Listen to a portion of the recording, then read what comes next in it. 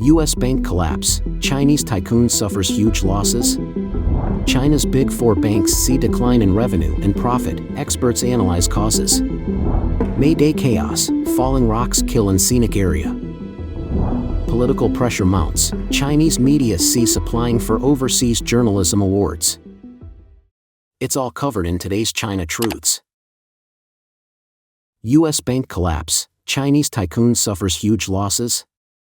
On April 26, Republic First Bank, a regional U.S. bank, declared bankruptcy, causing quite a stir online. Political commentator Qin Peng offered his analysis of this event on the Qin Peng Observation Program.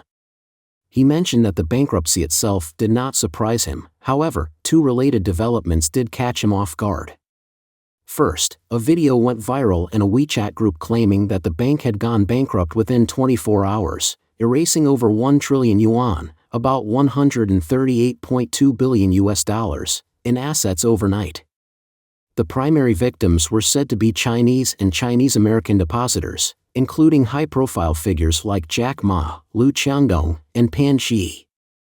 According to the video, each account was only eligible for $250,000 in compensation, while the rest of the funds were supposedly devoured by the greedy American empire.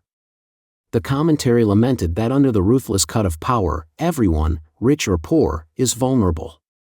This is curious because the bank they referenced seems to be last year's collapse of First Republic Bank, which had $200 billion in assets and catered to wealthy clients like CEO of Facebook, Mark Zuckerberg, with low-interest loans. It was a national bank with 72 branches. The recently collapsed bank, known as Republic First, is much smaller, with just $6 billion in assets and headquartered in Philadelphia with 32 branches. It doesn't operate on the same scale as the First Republic Bank. In 2022, Bloomberg reported that Pan Xi, co-founder and former chairman of Soho China, a leading real estate developer in China, and his wife had established a family office on Park Avenue in Manhattan, investing in prime real estate and several films. It seems implausible that they would entrust billions in personal assets to a small, deposit-focused bank. So, Mr. Qin said that it appears some Chinese self-media are exploiting the bankruptcy of the First Republic Bank to spread misinformation and wage information warfare. They are capitalizing on the anti-wealth and anti-American sentiments of some Chinese citizens. The truth is not important to these outlets. Their primary goal is to generate traffic from blindly nationalistic followers, or also called little pinks. The Chinese authorities, for their part, appear pleased with the spread of such politically correct misinformation. The second surprise was the swift takeover of Republic First Bank by Fulton Bank, also based in Philadelphia, the morning after its bankruptcy announcement. The Federal Deposit Insurance Corporation, FDIC, assured that this transition would be smooth for depositors, who could continue their banking under a new name starting the following week. This rapid intervention is part of a new strategy by the U.S. government, seen since the Silicon Valley Bank collapse, aimed at preventing a domino effect and financial crisis, while also maximizing the protection of depositors' interests. As for the Silicon Valley Bank collapse, the Chinese Cyberspace Administration also spread misinformation, claiming that the bank's collapse resulted in losses of trillions of yuan, with 89% of the burden falling on depositors. They also claimed that this was a new method of legally plundering Chinese wealth. However, the truth is that on March 12, 2023, the U.S. Treasury, Federal Reserve, and FDIC issued a joint statement. Treasury Secretary Janet Yellen, after receiving recommendations from the FDIC and the Federal Reserve Board and consulting with President Biden, approved a resolution guaranteeing access to all deposits for Silicon Valley Bank depositors. Any losses related to the bank's resolution will not be borne by taxpayers.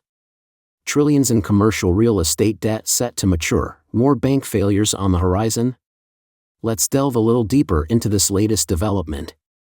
According to Mr. Qin, despite the swift resolution of Republic First Bank's collapse, it has raised concerns of a potential banking crisis, particularly affecting smaller community banks and larger institutions alike.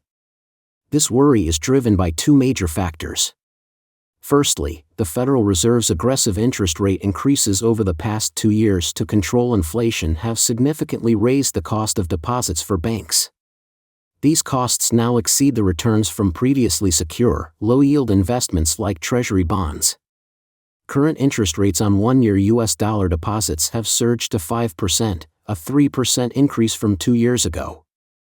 Secondly, the pandemic and the rise of remote work have led to higher vacancy rates in office spaces across the U.S., placing additional pressure on the commercial real estate market.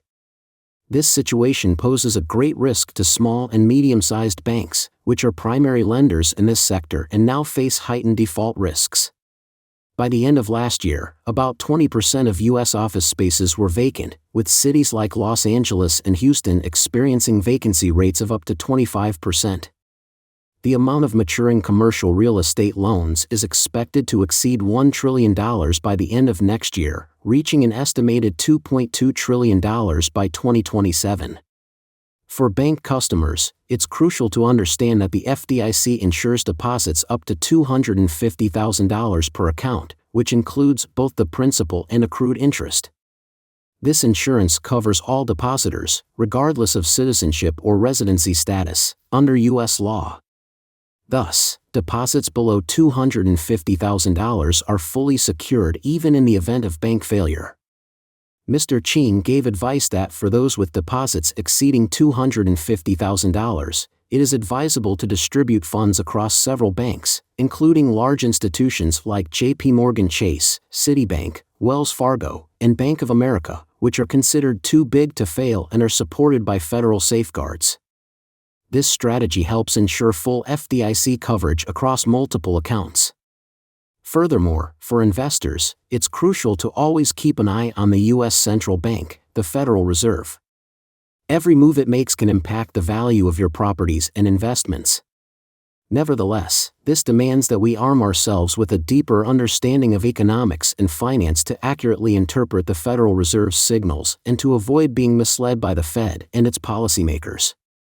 For instance, prior to the recent round of rate hikes in the U.S., both former Federal Reserve chairs, Yellen and Powell, had claimed that inflation was unlikely in the U.S.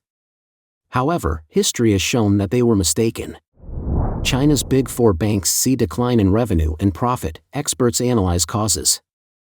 Recently, Chinese state-owned banks, including Industrial and Commercial Bank of China, Agricultural Bank of China, China Construction Bank, and Bank of China, unveiled their first quarter financial reports in 2024, revealing a downturn in both revenues and net profits, a rare occurrence for these major institutions.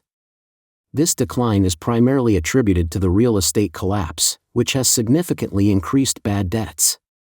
In detail, the Industrial and Commercial Bank of China saw the largest decrease among them, with operating revenues falling by 3.41% to 219.843 billion yuan. Both China Construction Bank and Bank of China also saw reductions in their revenues by around 3%. All four banks experienced declines in their net interest and intermediary incomes in the quarter. Net profits also shrank across the board, with the Bank of China recording the steepest decline at 2.9%. Commenting on this issue, Mr. David J. Wong, an American economist, provided analysis to the Epoch Times, noting that China's banking sector isn't driven by market forces. According to him, China doesn't have a market-driven interest rate system. Instead, rates are centrally set by the government, which essentially guarantees banks earn money from the spread between lending and deposit rates. This creates a bureaucratic banking system that is less responsive to market dynamics. He also identifies 5 key factors contributing to the profit and revenue decline in China's 4 major banks. First, banks rely on secure, policy-driven interest rate differentials for profit, particularly from SME loans, which are now less profitable due to slim margins and high administrative costs. Second, reduced civil economic activity has lessened fee-generating transactions. Third, a significant decline in financial and insurance product sales has impacted profits. Fourth, the real estate downturn has substantially reduced a traditionally lucrative revenue stream for banks. Lastly, an increase in bad loans due to failing businesses has spiked banks' bad debt ratios, further straining their profitability. These combined issues are swiftly diminishing the bank's profit margins, leading to an overall negative growth in the sector. The collapse of the real estate market sparks severe bank bad debts. The link between the downturn in China's real estate market and the surge in bad bank debts is highlighted by Li Hengqing, a Chinese-American economist. He observed that the media in mainland China has not effectively addressed the issues of bad debts and non-performing loans. Li pointed out that real estate once accounted for 30% of China's economic growth, with over 4,000 banks previously focusing primarily on this thriving sector. According to him, the CCP once perpetuated the myth that real estate was a fail-safe industry. However, reality has shifted dramatically. The real estate market has collapsed, and most of the bank's loans to this sector have turned sour. House prices are plummeting significantly, with some areas experiencing price cuts of up to 50%, and typical reductions ranging from 20% to 30%. The outstanding debts on these properties now exceed their worth, categorizing them as bad debts, with little hope of banks recovering these loans. Many borrowers have stopped making payments, seeing no point in continuing to pay down their debts. With house prices expected to fall further, this severe issue is likely to cripple many commercial banks. Li warned that without decisive government intervention, such as monetary injections, these banks might not recover. Furthermore, he observed that the situation is extremely critical. If it continues like this, we'll see that they are actually staring down a massive debt crisis. He said, China has so far failed to take the actions it should be taking. They're merely applying quick fixes, while most people are lying flat observing, following Xi Jinping's unilateral commands. I believe this is the real issue at the heart of the problem. May Day chaos, falling rocks kill in Scenic area. During this year's May Day holiday in China, accidents were rampant. On the holiday's first day, a section of the Meilong Highway in Guangdong collapsed, resulting in 48 deaths and 30 injuries. On the afternoon of the next day, May 2nd, as reported by Jimu News, a family was caught in a strong current while taking photos on the beach at Changhu Village, Lufeng City, Guangdong Province. Only the youngest son survived, while the other 4 family members drowned. Their bodies recovered that day. Another tragic incident occurred on May 2nd in Datong City, Shaanxi Province, where a sudden rockfall at the Hengshan Scenic area in Hunyuan County led to 6 injuries and 1 fatality despite attempts at rescue. The 5 other victims are stable and undergoing treatment in a hospital. According to China Daily, quoting the Ministry of Transport, the population mobility across regions on April 30th reached 240 million, leading to overcrowded conditions. The authorities did not enforce crowd control, sparking widespread chaos and dissatisfaction. Furthermore, management failures at the Baoquan tourist area in Xinjiang, Hunan Province, left many tourists stranded without sufficient transport or provisions, leading to chance for refunds. Some frustrated visitors vandalized the ticketing facilities, while others looted a food storage warehouse. The situation forced many to trek several kilometers down mountain roads. In response, the Baoquan tourist area issued an urgent apology, noting that the May Day holiday brought an unprecedented number of visitors, far exceeding their predictions and overwhelming their preparations. A popular video on X platform shows massive crowds packed at the Tianjin Bubble Island Music Festival and at Qingshan City in Chengdu, Sichuan Province. Many online users have criticized the poor management of tourism and the failure to limit the number of visitors. Some also urge everyone to remain vigilant against COVID-19 while enjoying themselves, in addition to taking precautions against fire and theft. There also have been reports of overwhelmed hospitals throughout China during the May Day holiday, with doctors expressing their frustration. As previously reported, on the eve of the May Day holiday, the Chinese Center for Disease Control and Prevention, CDC, issued an unusual directive requiring stronger pandemic prevention efforts across regions. It also mandated that ports and airports keep a close watch on illnesses like COVID-19 and perform random nucleic acid testing on travelers entering the country. However, David Su, former chief of the acupuncture department at the Chinese Medicine Hospital, told NTD-TV that the testing of incoming travelers is just a way to shift blame and prepare an excuse for future failures to conceal the outbreak. Political pressure mounts. Chinese media cease applying for overseas journalism awards. Industry insiders have revealed that mounting pressures and fears of being labeled as colluding with foreign powers have led many Chinese media outlets to withdraw from international journalism awards. This trend underscores the ongoing decline in press freedom in China. Caixin Media, for instance, had been a consistent winner at the Society of Publishers in Asia (SOPA) awards from 2014 to 2018. However, senior staff members from Caixin told Nikkei Asia that for obvious reasons, the organization has ceased participating in these awards. One employee explained, "Even if we're invited by international groups, we cannot submit entries." This sentiment is echoed across other platforms as well. Sixth Tone, an online magazine owned by the Shanghai United Media Group and a former contender for SOPA awards, along with its sister publication The Paper, both discontinued their SOPA memberships and did not participate this year. Similarly, the CCP-endorsed Chinese World magazine, a previous mainland awardee, chose not to participate this year. The South China Morning Post, owned by Alibaba, also withdrew from SOPA. The political climate adds to these challenges.